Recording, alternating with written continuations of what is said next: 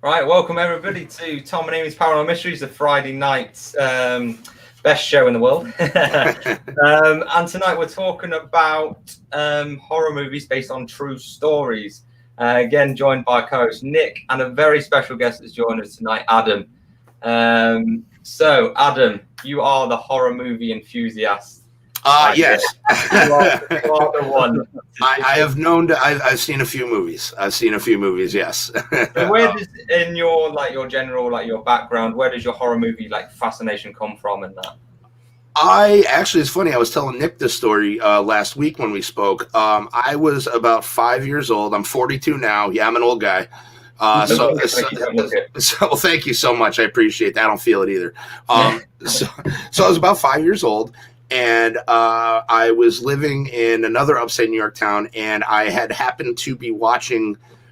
It was a show on USA Network called Commander USA's Groovy Movies. It was like they'd show kind of like different horror movies on the weekend and stuff like that.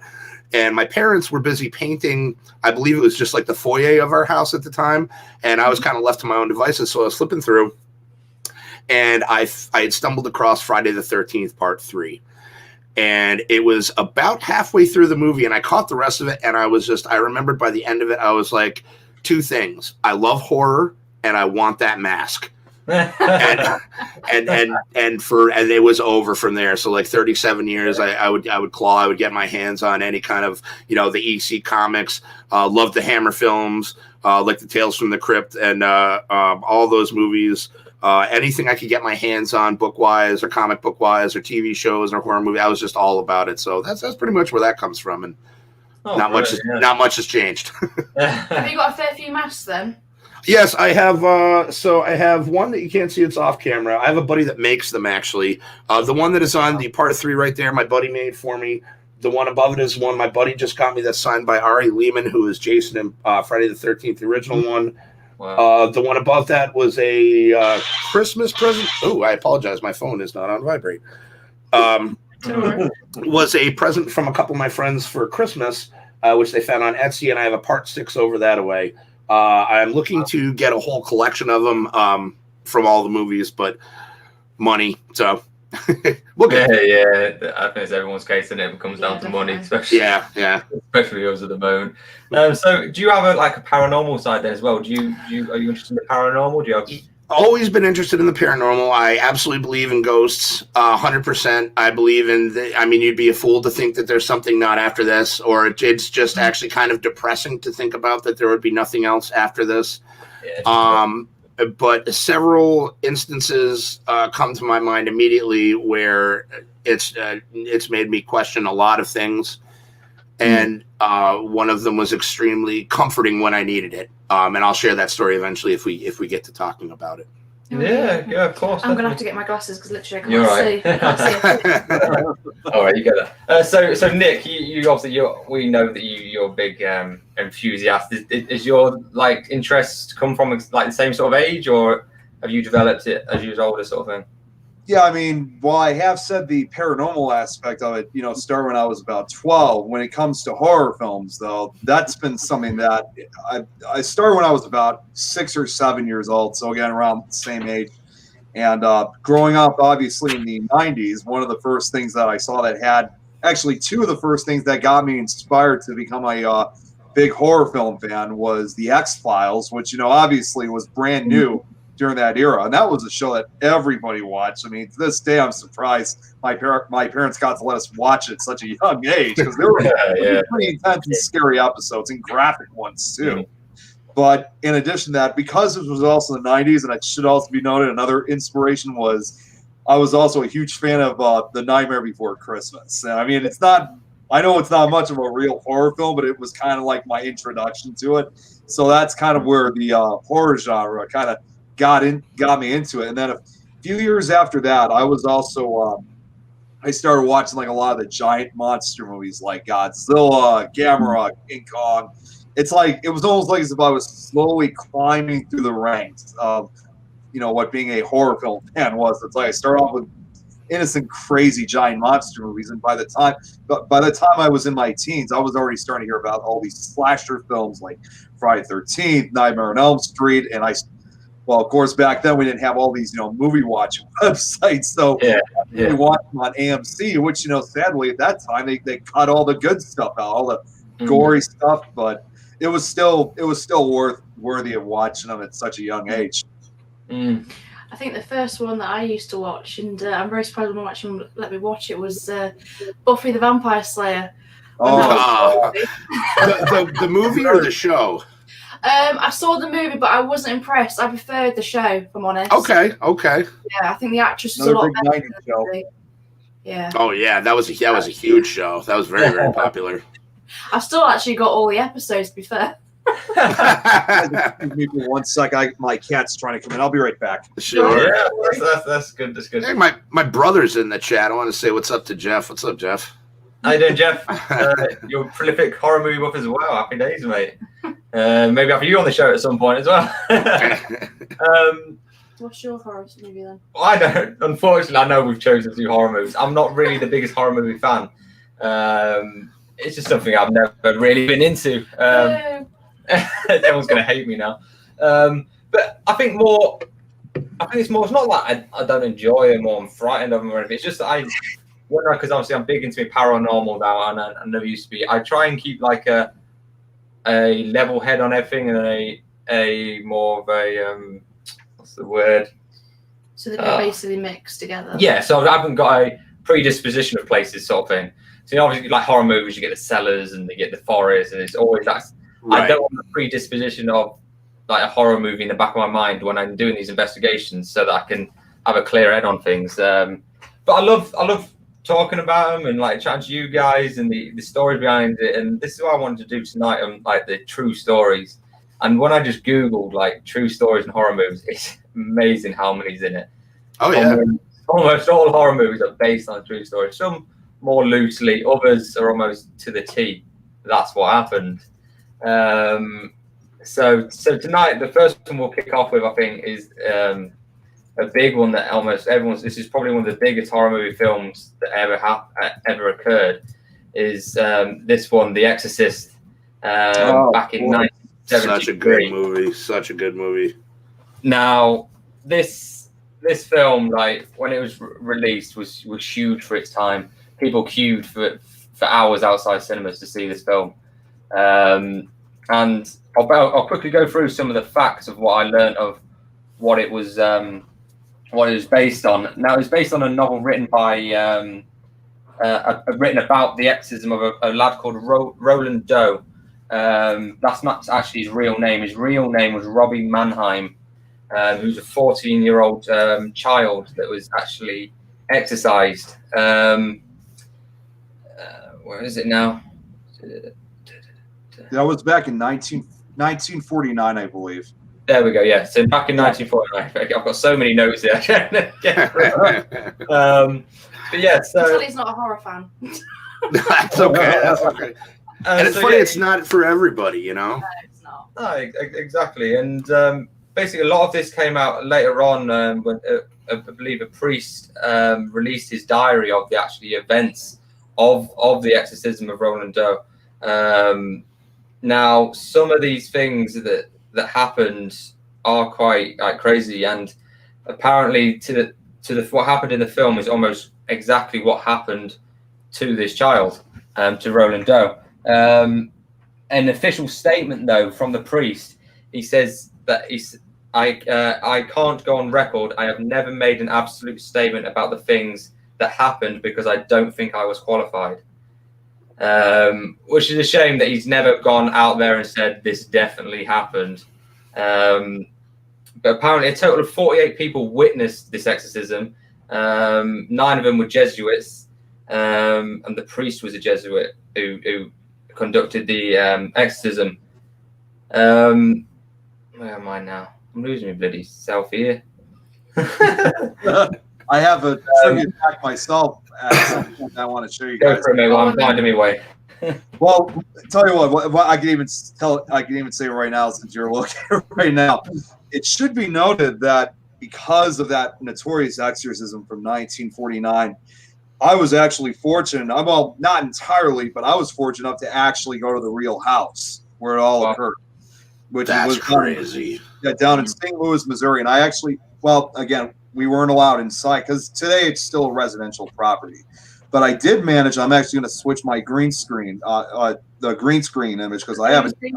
Screen. Yeah. He's got that big money, you know. I have an image of the actual house. This is the actual house that this all occurred, and it looks just like any other house. It's nothing special for the most part, but this is it right here. This is actually. Yeah.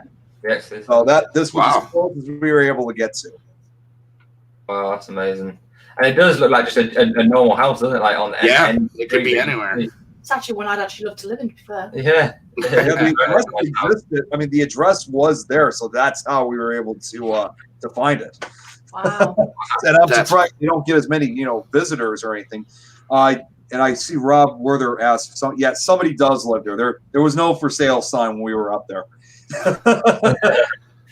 Now, I do know that apparently the before all the exorcism actually happened, they actually thought that he had epilepsy, this child, and he developed, obviously, kept having these fits. There's actually a documentary you can watch on, it's on Netflix, isn't it? Yeah. No, it's not. It's on Prime. No, on Discovery Plus. If anyone's got Discovery Plus, the new app thing, it's really good. Basically, there's a documentary on there, The Exorcism of Roland Doe, and we just started watching it. And it's like I say, apparently, like originally they were trying to pin it on. It's just epileptic fits. He's just playing up. He's just a normal teenage boy. But it got to the point where his family and their local priest, who was called Miles Schultz, couldn't explain what was going on to him. Like every time he'd lay in the bed, his bed would shake.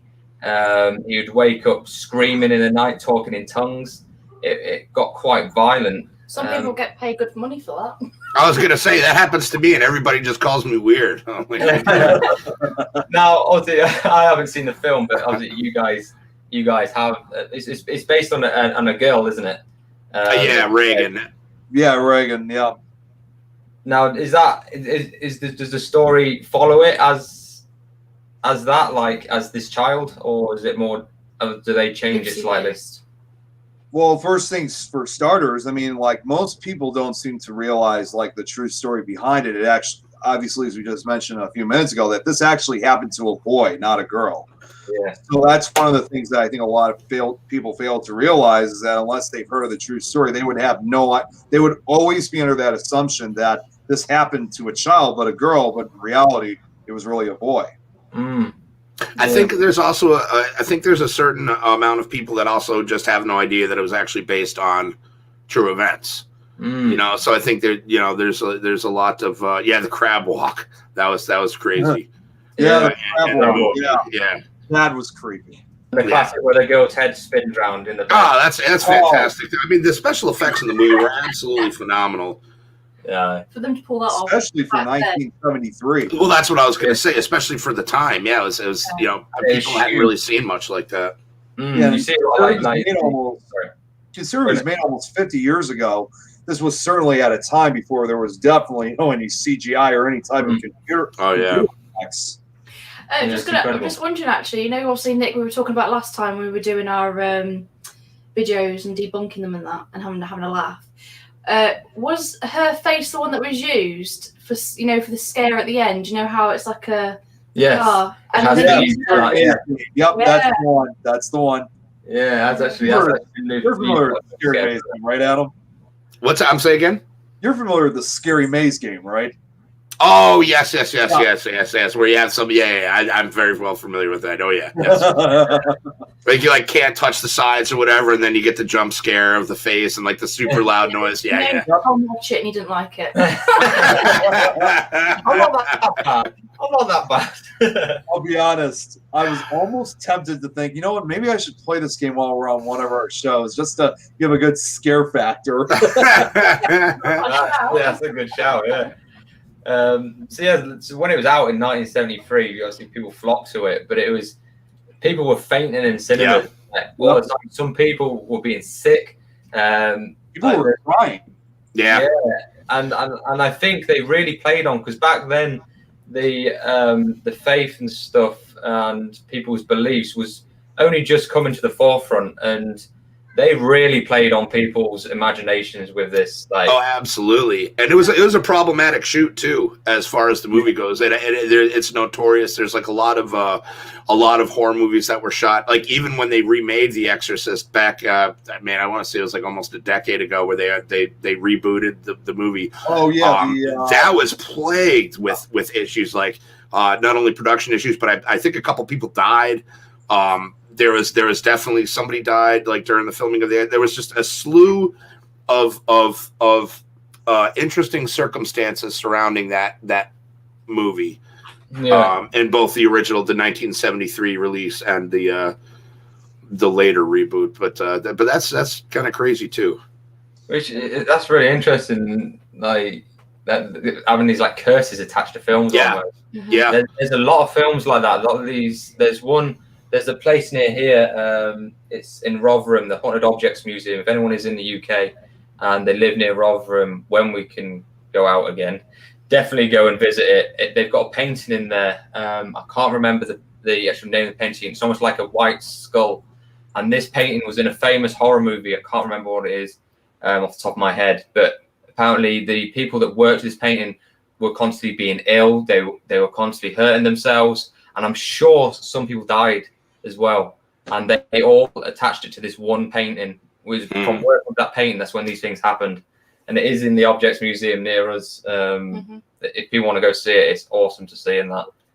Very interesting. That's really cool. Yeah, and the fact that you guys have like a museum near you like that's really awesome. We didn't even know until was it end of last year, towards the end. That's when we went and saw it. We didn't even know it was there. You won't even know it's there. No, you wouldn't. Wow. There's actually a fish and chip shop literally right next to it. Yeah, and it's fish a and terrace house, converted a terrace house. And that's the funny thing as well. Walking through the building, you can actually smell the fish and chips coming from the cafe from underneath. Weird. Oh, that's now I'm hungry. And they've got boxes. They've got haunted dolls. They've got haunted mirrors. They've got all sorts of stuff in there. It's worth visiting. Definitely worth visiting. There's some got questions, eh? Do you guys have a theory on what Jack? Do you have I'm a theory on not gonna answer that one. I got lots of theories. what do you want a theory on, Jackie Evelyn? Let us know. But yeah, I also found out as well that apparently the Exorcist, the child, I keep calling him Roland Doe, that's not his real name, Robbie Mannheim. Apparently it all started when he was doing spirit boards with his auntie.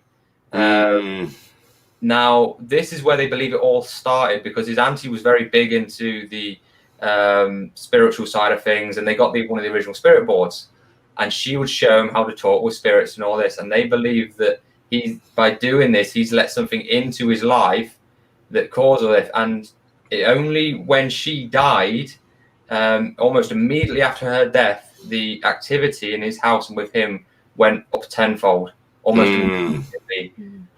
I thought I was so interesting that attach it to that. That I did not know. That's kind of interesting. I always know Ouija boards have always kind of had a pretty negative connotation. As I know a lot of parents when I was a kid wouldn't let their kids have it.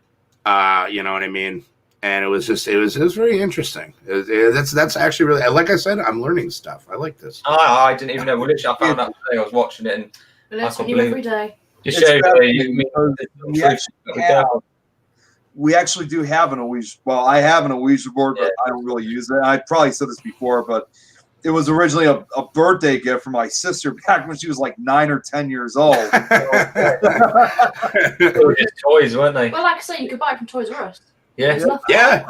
Well, And I think it's like Hasbro or Mattel or like some like big company that pumps them out, and I'm just like, huh. And it states on it as well. It's a game. It's like Yeah. Really not. Yeah. Well, that's the whole thing. It's bad. So Jackie, she's elaborated a little bit. We'll drop it on the screen. Do you guys have fear as to why films have supernatural happenings? What do you want to roll with this? I've got my own theories, but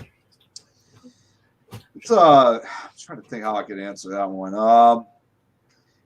I think maybe it's because of, I mean, it's almost because there's, for example, like all this talk about The Exorcist, there was also that constant belief that the film was also cursed because there was a number of bizarre happenings that occur, like accidents, people having, I think, wasn't there at least one person who died from that film too? At least like one crew member died unexpectedly. And I don't know if it was because of, I know sometimes like when you bring a particular story up to like make a film, it's almost like it acts like as a response system. Like it's like you're awakening something. Like you don't know if it's actually like not happy that it's like been awoken or if it's just happened to be nearby. But I guess I don't really have a particular straight answer for that, but that's as best as I can go for. Yeah, Adam, you got any theories, mate? I'm going to have to agree with Nick to a certain. I was thinking about it. And I think to a certain extent, a lot of it has to do with the source material, and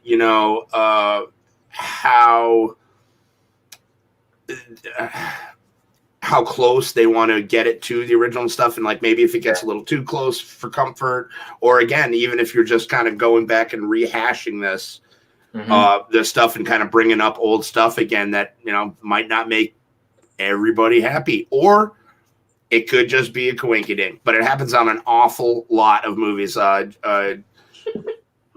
It's not just The Exorcist. In addition to that, I've also met Linda Blair. That's awesome. Yep. That's crazy. That's cool, and yes, I'm younger in this picture. That's me at 19 years old. Wow, good on you. How was she? Was she cool? Oh yeah, she was great. So when we got originally, you had to pay to go see her, obviously, like a lot. Oh yeah. Well, we actually had my aunts and my nephew with. Now my nephew, he's physically disabled. He's unable to obviously walk. He doesn't even have the ability to speak. I always keep forgetting what it's called practically, but because they were there, their intention was to meet. Well, my dad was there along with a friend of mine and his then girlfriend at the time. They were all going to meet up with us, and I didn't know they were coming at first. So when I saw them, it was kind of a surprise. But now we were not using him to our advantage, obviously, but because we were in line, they decided to let us go ahead. And that's really cool. We had this other friend of ours who worked. This was at a con called Flashback Weekend. That's something that we have not last year, but we have almost every year in Chicago. It's a horror film con. Adam, of course, I know I mentioned about before. Sven Gulli is often there. So Sven Gulli. Yeah. Awesome guy. But there was another guy by the name of I can't remember his last name. His name was Robert, and he plays this character called the Reaper, which is like this 7 foot tall Reaper figure that he has. And because he knew us, turned out he also knew Linda Blair. So in addition to my family members, he also got us jumped ahead of the line so we could meet Linda Blair. She was awesome. Really nice person. Wow. Yeah, she was definitely things like that. That's brilliant. It makes me feel like we need to live in America, so you have it all going off in America. Yeah, trust me, it looks to trust me. To go back to her question as well, I had a good thought there, like linking into what you guys are saying also. It's almost like the trigger object theory, that I think when you recreate these things, it's almost acting like a trigger object and you're making it happen again. Well, it's like music. When you play music from a certain area in a certain place that would have had that music, it almost inspire. You must relive that. Yeah, and I think that it's got to be something along those lines that's recreating basically what happened. You've got to be at the right place at the right time as well, I think. No, absolutely. Definitely. Now we'll go on to the next one. Now this one was actually banned in the UK at some point. There were a lot of those. The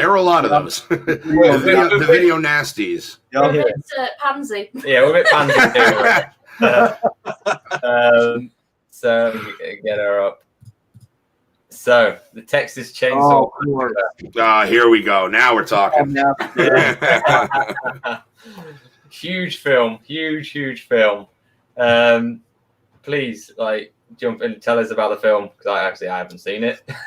I'm the worst horror movie fan. That was at its prime as well.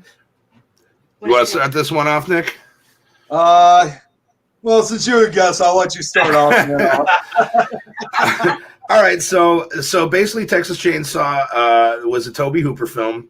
It was a very low budget, very low budget, made on almost no money, with very crazy and hardworking conditions on the set. It's loosely based on the crimes of Ed Gein, who was he was just a regular old dude in Wisconsin, I believe. There we go. Hey, right on. You had it pulled up. That's beautiful. So he lived with his mother. Just to kind of give you a quick synopsis of Ed Gein's life, he lived with his mother. His mother was a very domineering woman. She became ill. Nobody knew. He ended up still living with her in the house, and he would rob graves and make furniture and clothes out of. There's one infamous picture of a vivisected woman hanging upside down that they found almost in a slaughterhouse.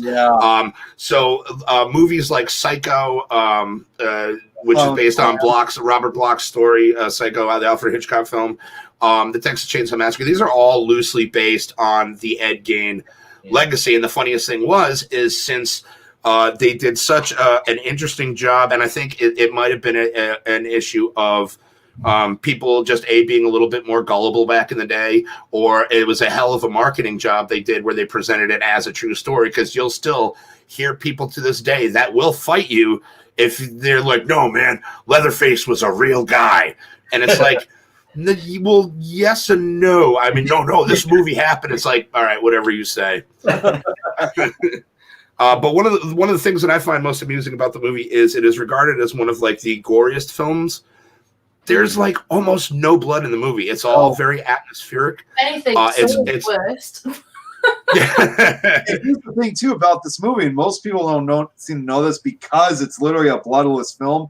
Prior to its release in 1974, they actually almost considered about giving Texas Chainsaw a PG rating instead of R. So, there was no R at the time. They didn't even have PG-13. There was just PG. There was PG, then R, then X, I believe is what it went to. Yeah, X. That's correct.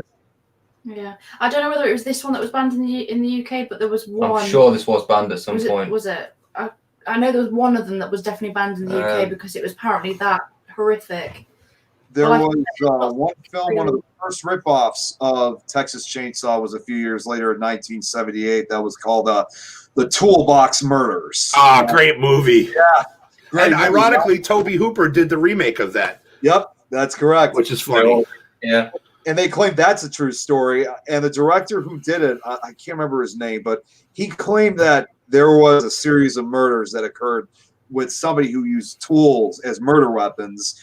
But it's up in Michigan, I think it was. But I could not find anything about it. But bizarrely, though, a year after the movie came out, there was a duo of serial killers in California that later became known as the Toolbox Killers, which not exactly in the movie, but they actually used tools on five. Unfortunately, they were all kids, but yeah, they were all teenagers. It was horrific.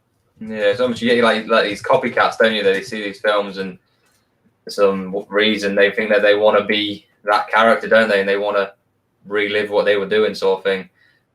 Just to go back on what you said there, Adam, also about Ed Gein, just a bit more about him.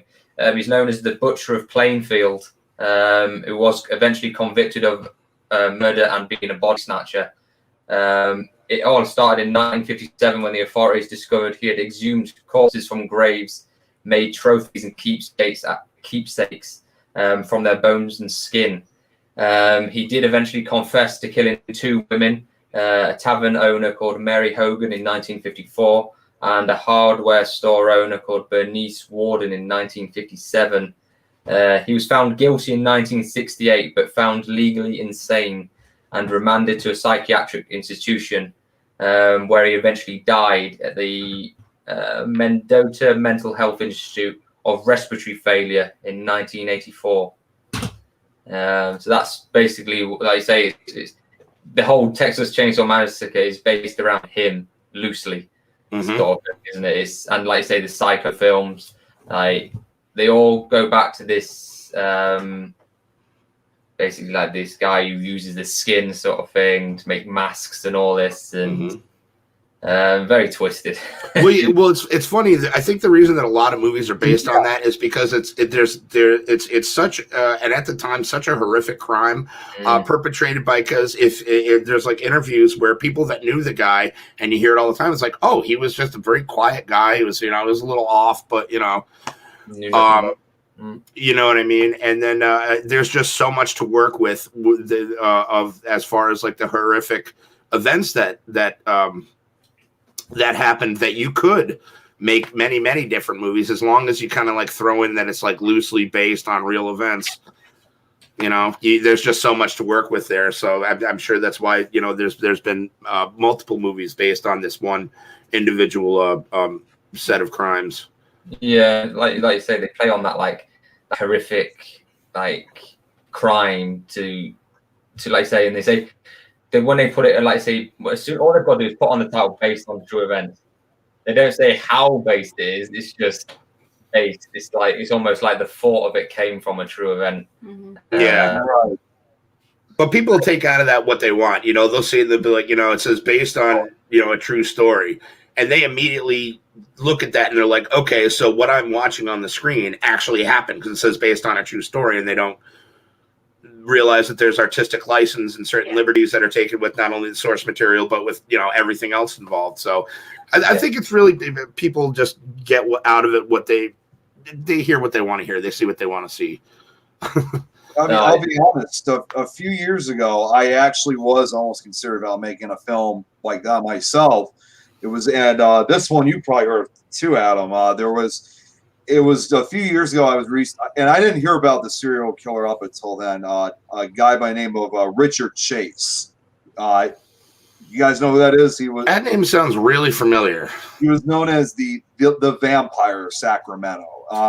To give a brief. Oh yeah, yes. Intro. Yeah, it said that in January of 1978, Richard Chase, he went on a 4-day killing spree, taking 6 lives. And he was a typically disorganized killer. He chose his victims randomly, left as much evidence as he could around his home and the crime scene.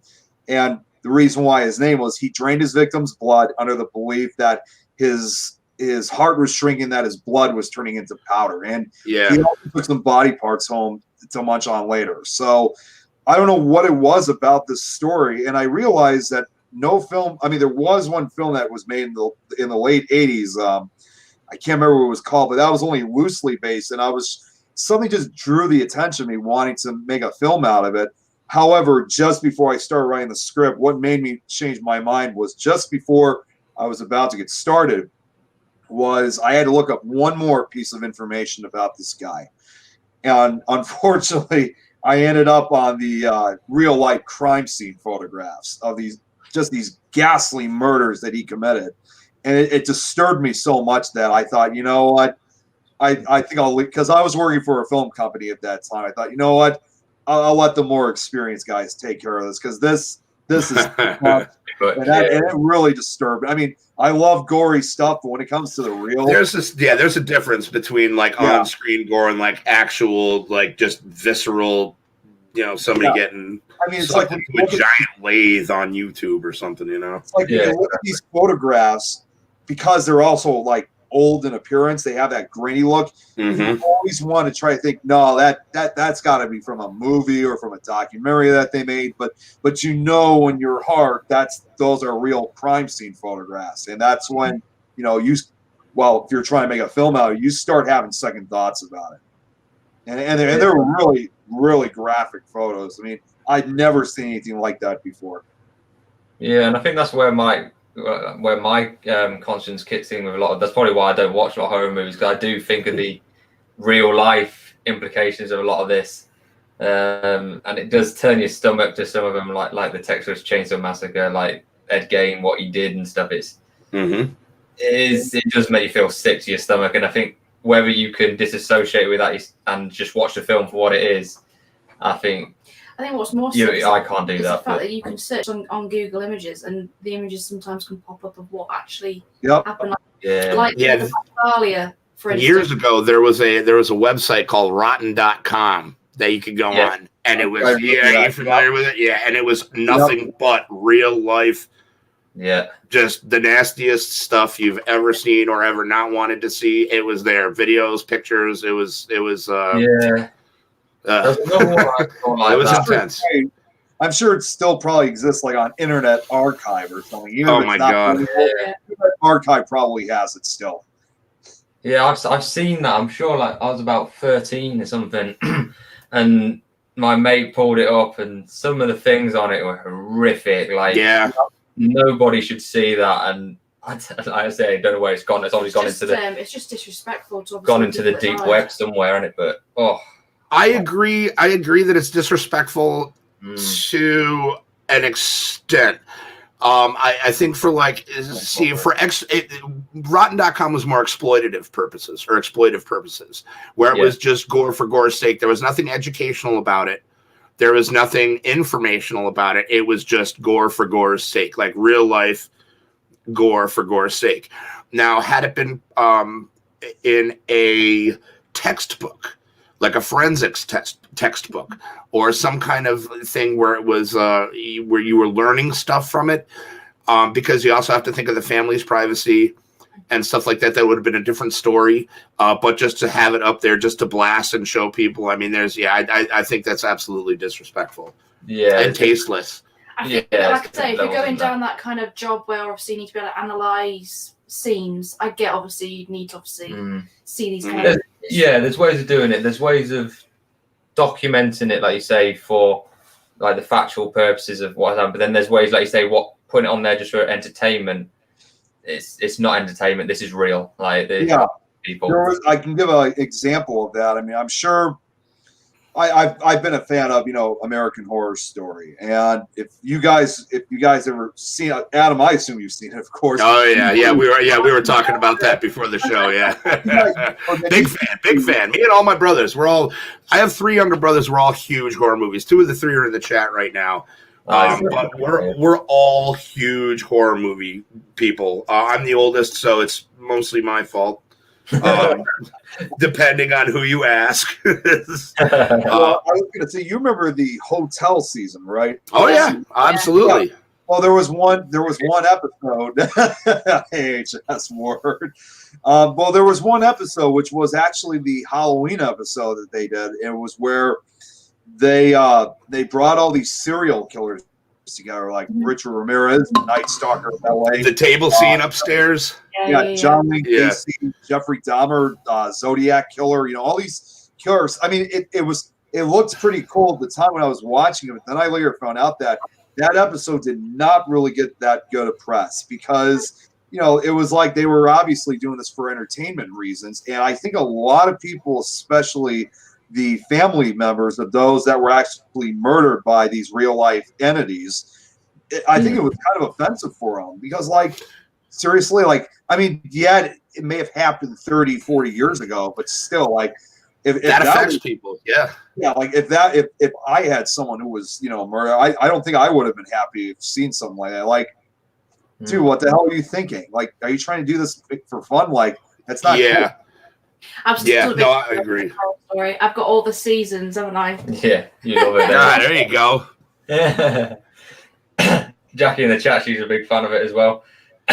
I'll just go back to also Mary says that's why she can't watch horror movies neither, because like, you got that, it's that true element to them, and if you start thinking about that too much, and it just puts you off, doesn't it? It's like the way I see it is it's corn syrup and latex. That's all it is. That's what you got to do. See, I can't watch horror movies because of that, but then I would watch like all the war movies and action movies, like Saving Private Ryan and stuff, and that doesn't bother me. That's and I think it's also context. But it's funny that you mentioned both the special effects and distancing yourself from separating real life gore from fake gore.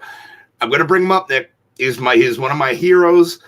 Special makeup effects artist Tom Savini. This guy is like the absolute. He is the best. He was the best. Oh, yeah. I mean, people argue Rick Baker, Rob Bottin, and everybody.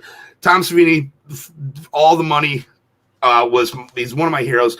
but he was a combat photographer in Vietnam, and his job was to go around to battle scenes and take pictures of the destruction of soldiers and equipment. And, so he got a lot of experience as far as real life gore is concerned. And he tried to emulate that when he came back to the States and got into special effects for movies. He kind of took that with him. And he is always quoted as saying, and if you watch interviews with the guy, you've seen one of them, you've seen all of them. He pretty much tells the same stories. But he says that if his effects don't make him feel the same thing he saw when he saw the real thing, then it's just not working for him. So it is, but he also said that he was able to distance himself from the severity of the gore through the camera, and the camera kind of acted as a buffer between him and the real stuff. So he was kind of able to get himself away from that. I just love Tom Savini. I'm sorry. You have to have that element of being able to like distance yourself from what you're filming or photographing. Definitely, because like you say, if you can't do it otherwise, like these people who have to do, like these crime scene investigators that have to go in and take pictures of day after day after day, I mean, hats off to them guys. I couldn't do it. I definitely couldn't do that stuff. So to do that and then go home to your family and have to, it's beyond me how they manage it. But like you say, hats off to them. Do you remember Freddy? Is it Freddy Krueger? Oh yeah. Yeah, so from what my understanding is, when my mum was telling me about it, he actually had all his makeup on, and in the makeup room, there's like loads of mirrors, and he took a phone call, he turned around, and he completely forgot he had the makeup on, and he actually scared himself that much. I love that. No, I haven't heard that, but that's fantastic. I love that. It goes much like you're saying, Adam, like if it has to be to that kind of level to make it scare yourself, then it's working, isn't it? Sure. No, absolutely. And Rob says actually he thinks contact definitely matters with horror. You can watch people getting disemboweled with horror movies all day, but 5 minutes on the surgery channel and he's in the bathroom puking. So isn't it? It's that real life thing, isn't it? Yeah. It's just like Oh yeah. That's true, and it's the same. I think it's the same. Only happened to me once. Yeah. Yeah. Well, the movie that I saw it at a young age. I couldn't. To this day, I have not seen this full. I don't even really know if I want to call it a horror film, but it was actually Hostel that I saw. Hostel. Oh yeah. I can't stop Hostel. That is a tough film. That is just a tough film to watch. Yeah, that is, and like when she's upside down, and then I don't even know if I don't know if I could really call it a horror film. It's more like torture porn, man. It's absolutely sadistic. Yeah, I was gonna say I have people out there who are opposed to the so-called torture porn genre. It's not really one for anybody. And I saw it back when I was 15. When she gets payback, though, I'm like, yeah, you go, girl. Come on. Oh, absolutely. That's a whole subgenre of movies altogether, like revenge movies, like I Spit on Your Grave. Like there's Last House on the Left. That's a oof. Yeah. There's a lot of those. I love this. I can watch like scary films, jumpy films all day. That doesn't bother me. It's when you get those ones that are very like torture films. That's just the too thing far. about Hostel. Can't do it. A lot of the reactions in Hostel from the actors was almost. It was believable. There's just a lot of moments in that that kind of like hit you, and you're like, oh, that's kind of okay. Is it over yet? Like I'm gonna still watch it, but is it over yet? Yeah, I mean, as I know about there actually is partially a true fact to that, believe it or not. I mean, I heard about that. Yeah, the idea of where Hostel came from was actually a conversation that Eli Roth had with Harry Knowles, I think that's what his name was. And Harry Knowles. He told him about a site that if you go to Thailand and for $10,000 walk into a room and shoot somebody in the head, but in addition to what Adam was saying about these scenes in these movies, Eli Roth also later said when they were shooting these torture scenes, he said that he remembered that he was actually the only one at the monitor who could watch. Now, you usually have like the script supervisor, makeup effects person, all those kind of people. It was just empty. It was just him standing there because people were so upset. And a lot of cast and crew members later told him that they had nightmares after shooting those scenes. And that's never happened to him before. I can imagine that. I can imagine. I still, anytime I overextend my ankle and my Achilles tendon, I'll tell you, anything with the Achilles tendon, I'm like, please, no. And I won't bring up the scene, but yeah. Well, all right. There's a scene where dude gets his Achilles heel sliced, or his Achilles tendon sliced, and it is. I'm like, oh man, doesn't matter what movie it is. Anytime that happens, I'm just like,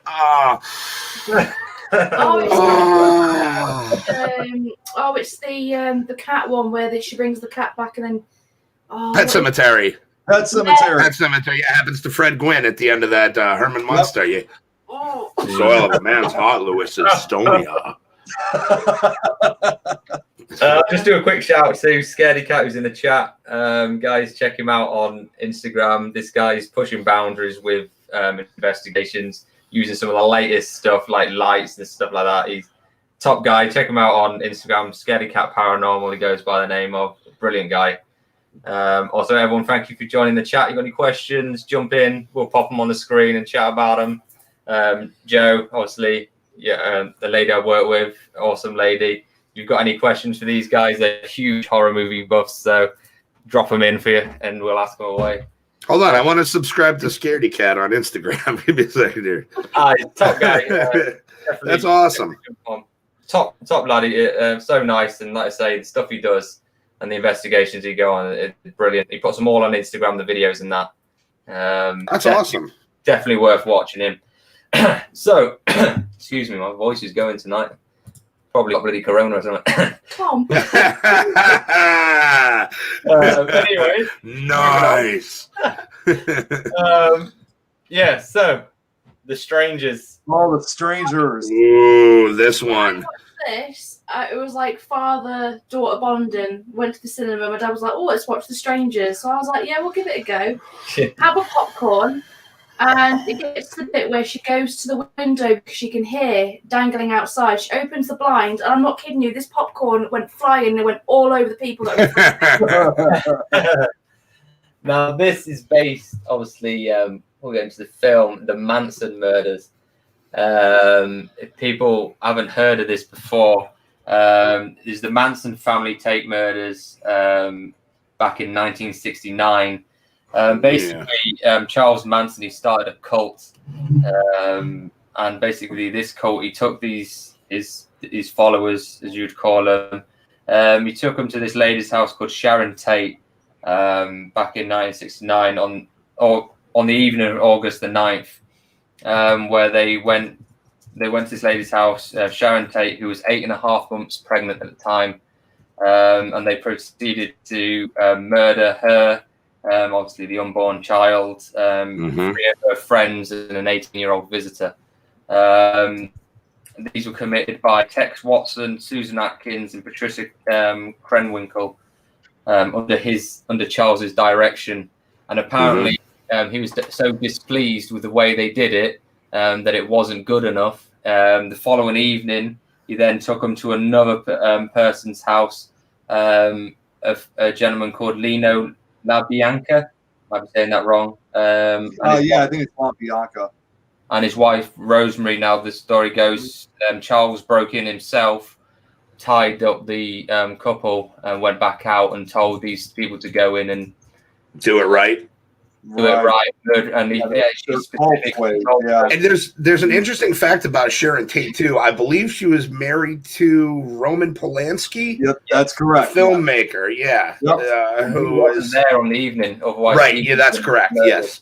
He was actually in Europe, I think, on a film set at the time.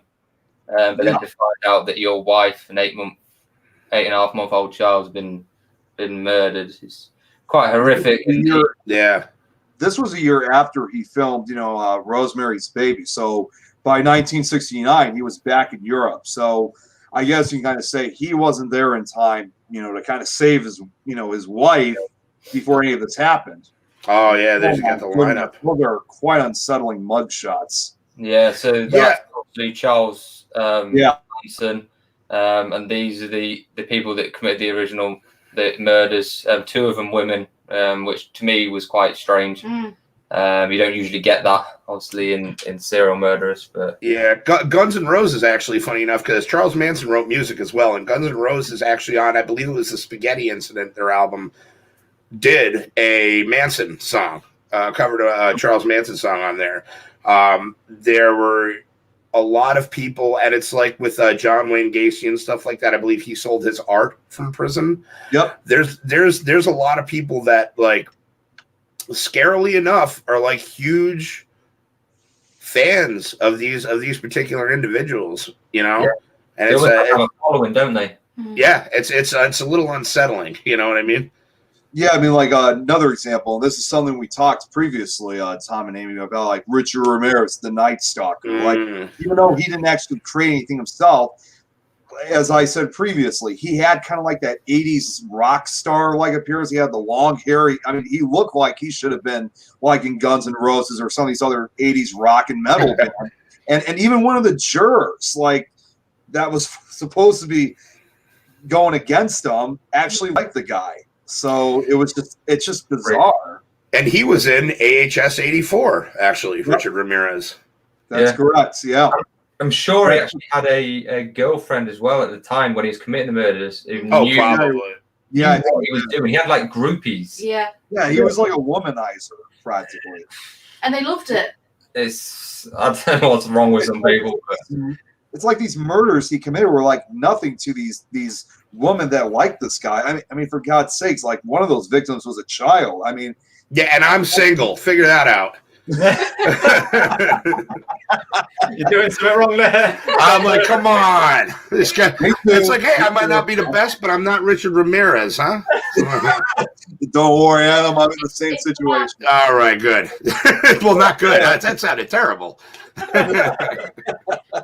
I find though with Strangers is it's like too close to home, really, because you go on.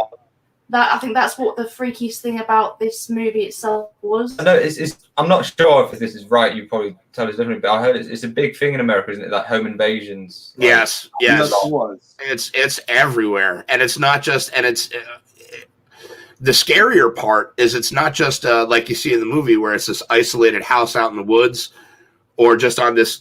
This happens in like suburban neighborhoods. This happens in affluent neighborhoods. This happens everywhere, and it's absolutely my brother Tui. His name is Rob, but his nickname is Tui. He, to this day, the scariest part of that movie for him was the line, why are you she's like, why are you doing this? And she said, because you were here. That, just the fact that you happen to be there when these people show up and decide to perpetrate this crime, that's almost like, it could be anybody at any time, anywhere, and that's scary. That's scary, man. And that line right at the end as well, we'll do better next time. Yeah, we'll do better next time, yeah. Strangers 2, actually, I don't think was very good. I didn't bother seeing it, to be quite honest, because I feel like there's really not much more you can tell in that story. Yeah. There's a lot of movies like that where I'm like, I have a lot of unpopular opinions as far as sequels are concerned, but in this case, I felt that like they really got everything they could out of the first movie, and even just leaving it at we'll do better next time, and then just nothing after that would have probably had more of an impact than sequeling the movie. Because then you're left to your own devices and your own imagination. Well, where did they go after? Who did they get? What worse could they have done? And then you see the movie and you're kind of like, oh, well, that's okay, I guess. Maybe not exactly where I thought it would go. So you're always kind of your own worst enemy as far as that's concerned. Definitely. Well, spoiler alert, cover your ears, everyone. They die. Oh, come on! No, I was never going to watch it. You're fine. If I do watch, I might forget by then. So the other thing about The Strangers is that, I mean, it's kind of a little bit like partially has that Texas Chainsaw feeling. Oh, yeah. That is that this is basically a film that's really more or less very much about the killers and what they do during their spare time and stuff. And it's just so sickening and disturbing practically. Like, because we always see you always see in slasher films, like you already know who's going to probably be next or who they're going to be targeting. These are people in The Strangers. They are the least expected. You would have thought that they would have, attacked at this point. And the idea is it also gives you that. There's also another infamous scene in this film, and Adam, I think you're going to know which scene I'm about to be talking about, is where the guy, he had to go out for a little bit. It's like 4:00 in the morning, and his girlfriend's, trying to call him. She can't reach her phone, and then you see the masked guy in the house behind her. Oh yeah, and she doesn't. Yeah, she didn't even, and she doesn't notice. And what's so creepy about that scene is, in fact, the director said that scene in particular was supposed to kind of give that feeling that we've always had that feeling that, maybe somebody could be watching you just behind you in the shadows. Like late at night, you turn around, you get that feeling, and that's what the director's intention was. Saying, she didn't get that feeling.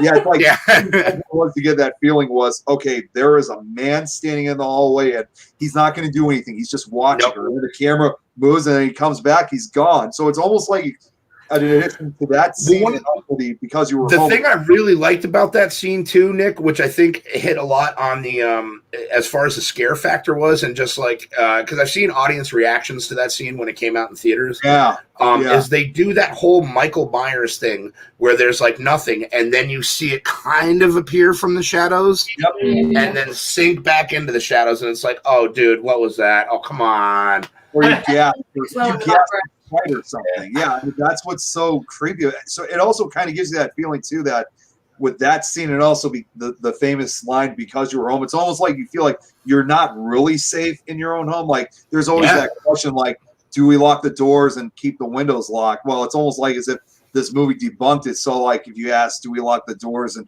lock the windows, keep strangers outside? Well, then you start asking, saying, well, does it really even who's matter? already in here? Yeah, or if they're already in. I think what it taught us was make sure you've got your mobile phone on you, a gun, and a second one, and a third one, spare car keys, and some spare wheels. Yeah, the bolts on your door. It's mad, and like you say, when you think about this, actually does happen. Like Rob said there, just you happen to be home. Yeah, that's the thing behind it, and people do this. That you're just home, and they will just kill you. I'm sure it's happened in the UK a couple of times. I mean, London and that it's mad. You watch the whole movie, the strangers, like there's no actual information about the strangers, like what their whole intentions were, what they were trying to do. It was practically just three people who knew each other, who believed they could do something horrible together, and this couple just happened to get in the way. Mm-hmm. I think just quickly, because before we come to the end, I think that Charles Manson actually, the people that originally lived his house where this Sharon Tate lived, he tried doing making a record label for himself or something like that. I can't remember the full details. And apparently the guy who owned his house originally turned him down quite harshly. And this was almost like his revenge to that guy, but it wasn't the same people. It was somebody else who lives there.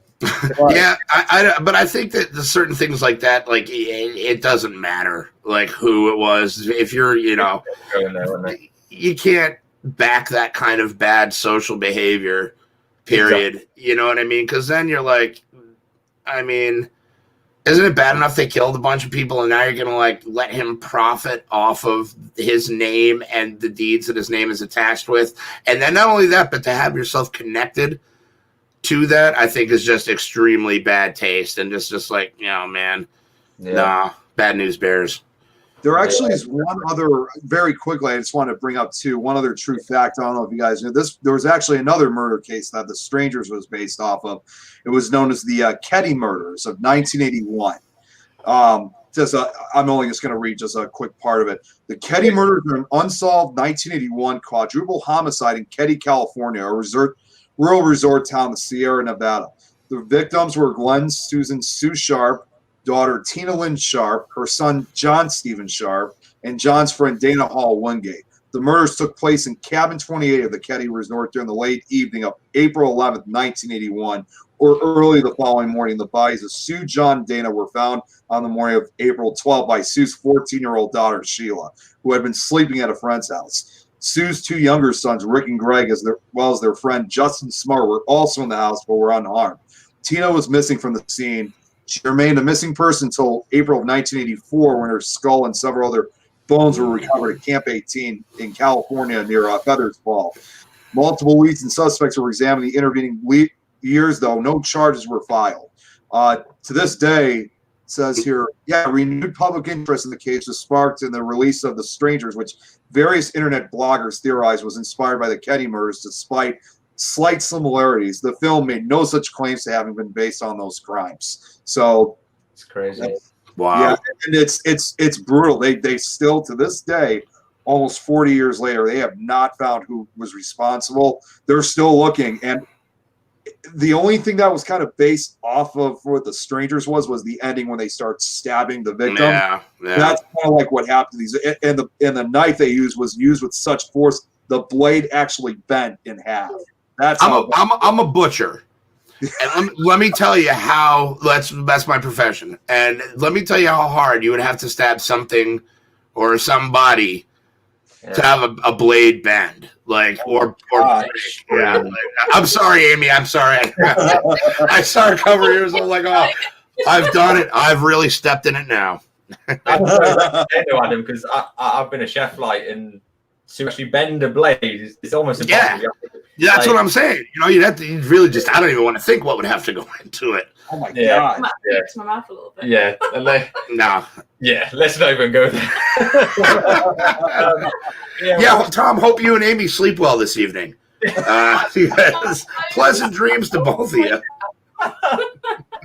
But yeah, I mean, unfortunately, we're coming to the end. It's been an awesome show, but we will be doing a part 2 of this next Friday, 8 p.m. We're going to go on to films like Exorcism of Emily Rose, the big ones of Paranormal Activity, The American Horror Story. Amy's excited. I know she really wanted to talk about that. The Conjuring as well. The Conjuring to get onto. There's loads.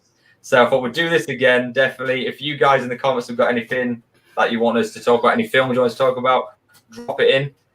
Nick, you got something to say there, mate? I was going to say, Tom and Amy, after what we were just talking about, do you want me and Adam to read a bedtime story from this book? I have. Wait, where's mine? Hold on. I know I got mine. Here we go. Hold on. Maybe not. I got it. There's our copy too, guys. Or if you'd like, I have them pre-read. If you go over to YouTube and go to Hef TV, search that in the YouTube bar. I have lots of them on there. You can listen to my sultry, buttery voice. Guys, check them out. Yeah, awesome. Doling out all sorts of kind of fun. There's all sorts of stuff on there, but check it out if you want to. It's not for everybody. Not a family-friendly channel. Gonna warn you already.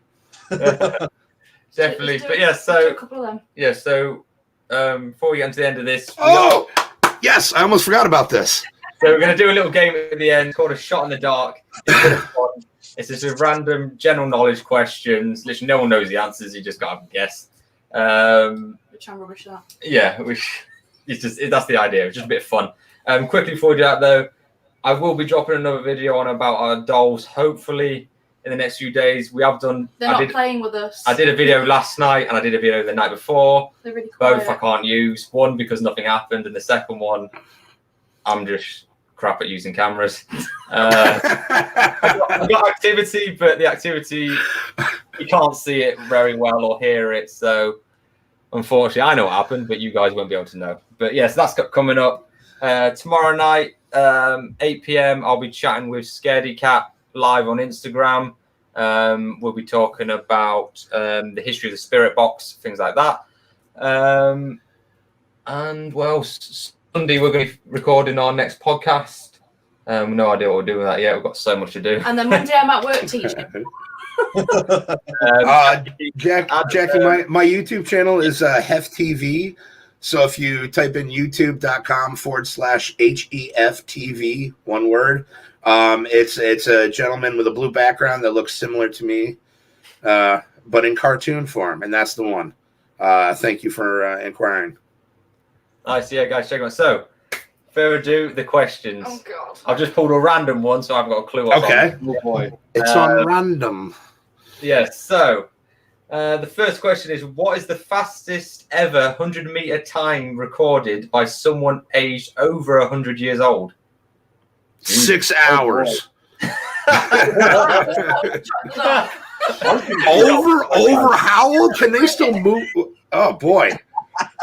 I'm gonna go with for 100 yard. You said 100 meters. 100 meters. I'm gonna say 8.5 minutes. That's quite a good guess. That is. Shut up, you. That's pretty good. The guy's over 100 years old. I mean, or girl. That's what I'm saying. This individual is up there. So, I mean, what are you saying? I'm not saying it. Nick, your turn. What are you going to do? What's the best answer I can come up with? You know what? I can't. I'm going to say between. Joe says 5 minutes. You know what? I was going to say 5 minutes, but now I guess. You say 5:01, Nick, and play Prices Right with it or whatever, you know? Yeah. Oh, let's say 1 minute. 1 minute. That's quite quick. 1 minute. 1 minute.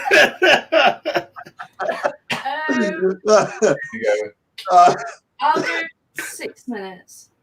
I'm going to go in the middle and go for 3. Oh, you wouldn't you? Just to be awkward. We've got 9 minutes as well. Go on, then.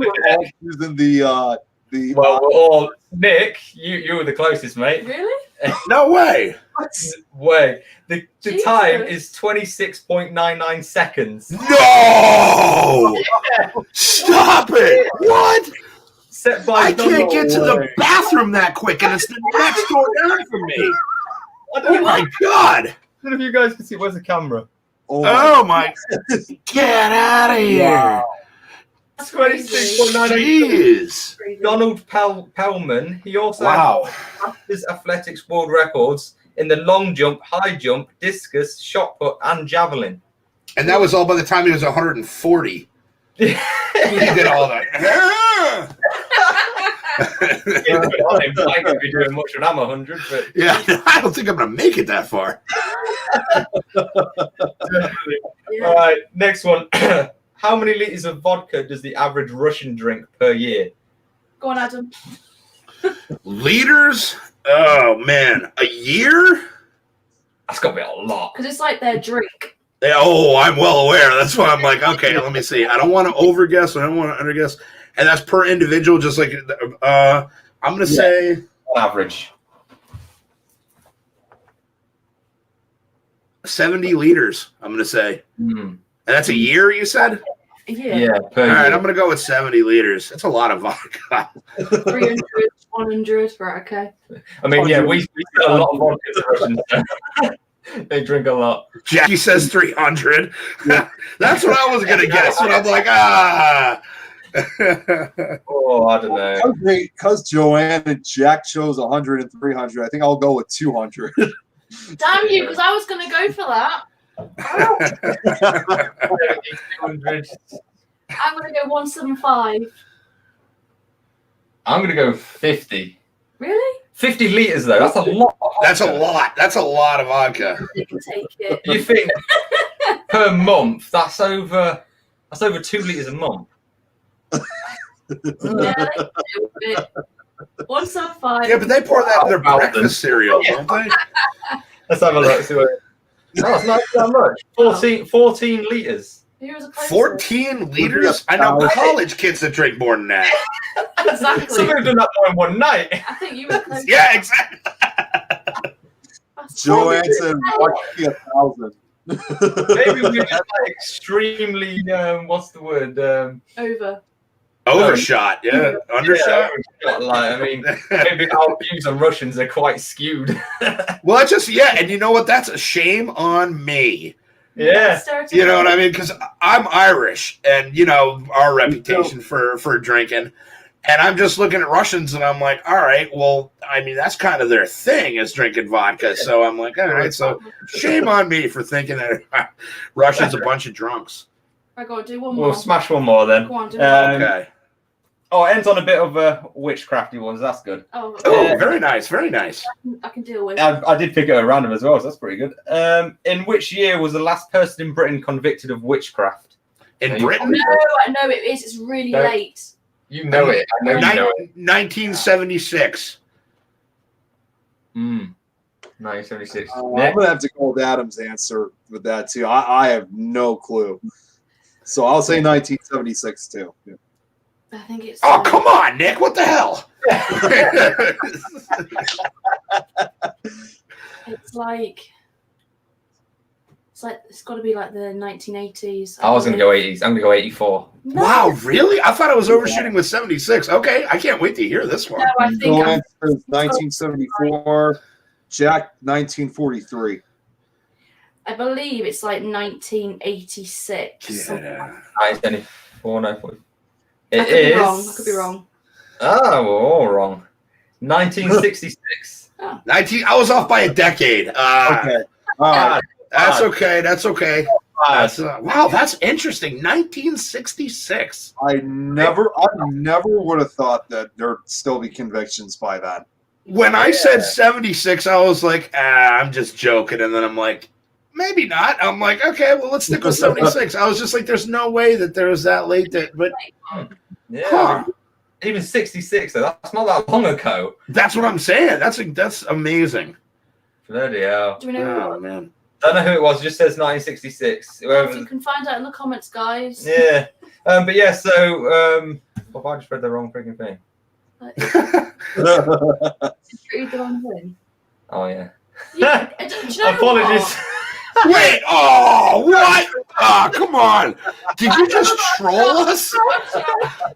Jeez. There's 2 dates on this. Look, there's a date here. And a Oh, date. that's not fair. So what's the real answer? It's 1944. Oh, my God. Jackie was like off by a year. Yeah, well good on you, Jackie. Wow. Kudos, Jackie. I'm sacked from doing this. Well done.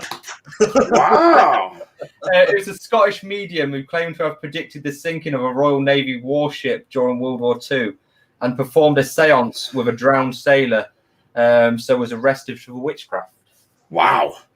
Even the 40s seems a little late. I mean, it's kind of on that tail end of like where you're like, okay, you know, beliefs are probably antiquated enough to kind of bleed over into that, but it's still kind of more modern enough to be like, really? What do I know? I'm just a guy. Apologies, I got it totally wrong. You're But yeah, so yeah, thank you guys for watching tonight. It's been an awesome show. Thank you, definitely. Adam, for joining us. Oh, thank you guys so much for having me. It was really, I love making new friends, and I was honored to be here. Thank you guys so much. Awesome. Nick, obviously, great having you on, mate, and seeing you. I can't wait for part 2. Yeah, so part 2 next Friday, same time. We'll be here. Adam will be here, hopefully. I'll be here. I'll be here. I'll be here. Nick's always here, so. And we'll have some more shot in the dark. Yeah, we'll have some more shot in the dark. We'll have some more fun with it. I love it. Yeah, happy days. So enjoy, everyone. Have a good evening, day, wherever you are. And we'll see you next time. Cheers. Okay. It's like my little line.